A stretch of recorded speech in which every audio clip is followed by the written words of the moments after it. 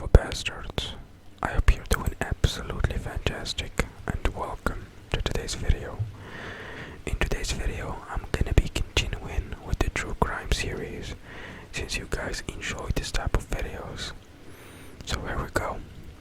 Today's story is called The Valentine's Day Massacre.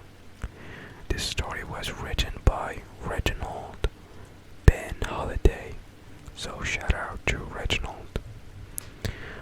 On February 13, 1929, it was brought to the notice of George Moran, an Irish gangster, that an arch enemy of Al Capone, who ran the North Side Gang in Chicago, that a truckload of whiskey had just arrived from Detroit and he could have it at a bargain price. Moran ordered for the whiskey to be shipped the next day by 10:30 a.m. to a garage at North Clark Street, where he kept his bootlegging trucks. So, on February 14th, in Valentine's Day, in the garage, 7 of Moran's trusted men waited patiently for their boss to come. Their boss was running late, but unknown to them, a police wagon had slowed to a stop beside the garage between 10 a.m. and 11 a.m. that day. 4 men got out from the wagon. 2 of them wore a police uniform, while the other 2 wore civilian clothes and hats. They had with them 2 Thompson submachine guns and 2 shotguns hiding inside their coats. The 2 police officers, quote unquote, barked into the warehouse first, and a minute later they signaled for the other 2 to come in.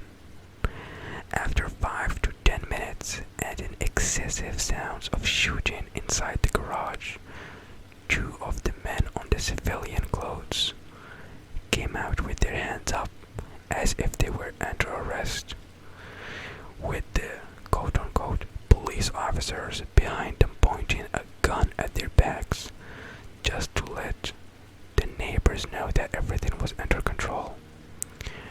When they hopped into the police wagon and disappeared, the neighbors that heard the gunshots came out to investigate the garage, only to find out the bodies of Moran's men lying in a pool of their own blood. God damn, bro. These guys do not fuck around. The streets of Chicago in the late 1920s were ruled by gang warfare.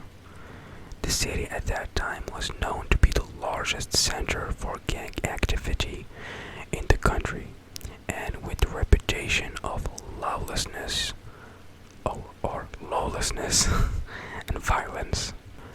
Prohibition was in place at the time, and 2 of the most notorious mobsters battled each other in order to have full control of the lucrative Chicago bootlegging trade. Chief Crime Lord Al, quote-unquote, Scarface Capone, and his arch rival and enemy George, quote-unquote, Bugs Moran, those are their nicknames, had been on each other's throat for a long time.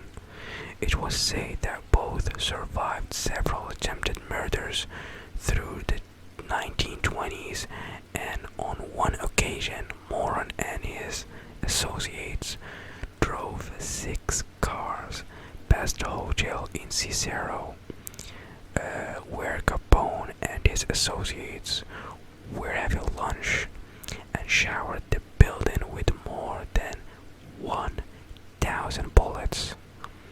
Capone became really serious with their fight when Moran placed a $50,000 bounty on Capone's head. Capone ordered that Moran and his gangs to be wiped out. Damn. massacre, Moran was running late to the garage.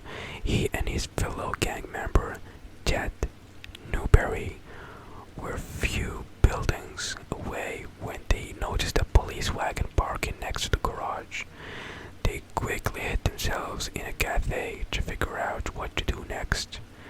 He thought his men were being arrested in a raid, but it wasn't so.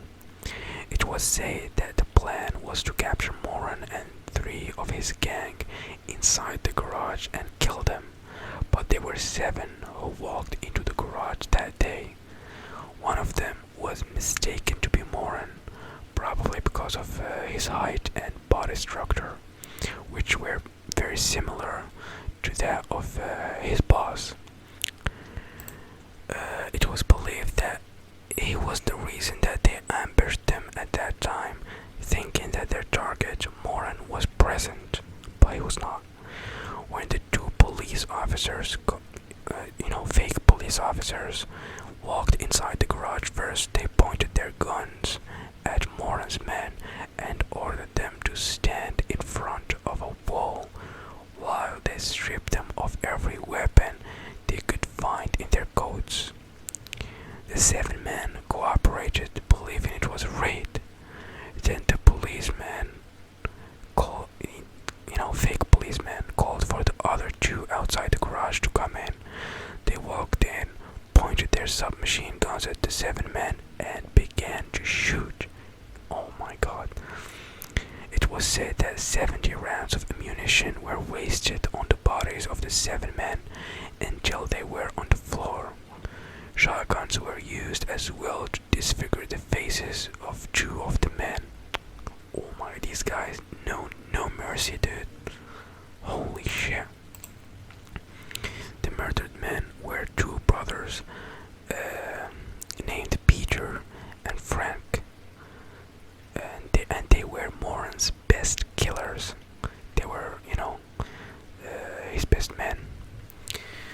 God damn. And the other folks, sorry about that, the desk. The other folks were named Adam Mayer, Albert Winshank, who also managed several cleaning and dyeing operations for Moran. He was the guy who they mistook as Moran. Oh my god, dude. And despite receiving 14 bullet wounds, Frank was the only one who was still alive. No way you can still be alive after this. And he was rushed to the hospital. And when the real police officers came in, they asked him who had done this to him. And Frank replied by saying, "No one shot me." He died 3 hours later. Why would you say no one shot me? I guess, if it's a gang, you gotta take it to the grave, man. I don't know how gangs work. The massacre quickly it says the investigation was long and complicated, and each time the police thought that they were heading somewhere in the investigations, it always takes them to a dead end. So they could not find any evidence that proved that Capone was the mastermind behind the massacre. The massacre quickly put an end to the long rivalry between the 2 gang lords and made Capone take full control over the crime activities in the city. So Moran lost so many important men in his gang that he could no longer take proper control of his territory. He was left doing small-time robberies until he was sent to jail in 1946, and he died in the federal prison in 1957 of lung cancer. Bro, this is some crazy shit. Gangs know no mercy, dude. But yeah, that was it for today's story. I hope you enjoyed it, guys, and if you enjoyed this type of videos, let me know in the comments, and that will make sure to upload more true crime series. true crime videos. Thank you so much. It's fucking 6 a.m. That's why I'm all over the place. God bless you and see you next time. Bye bye.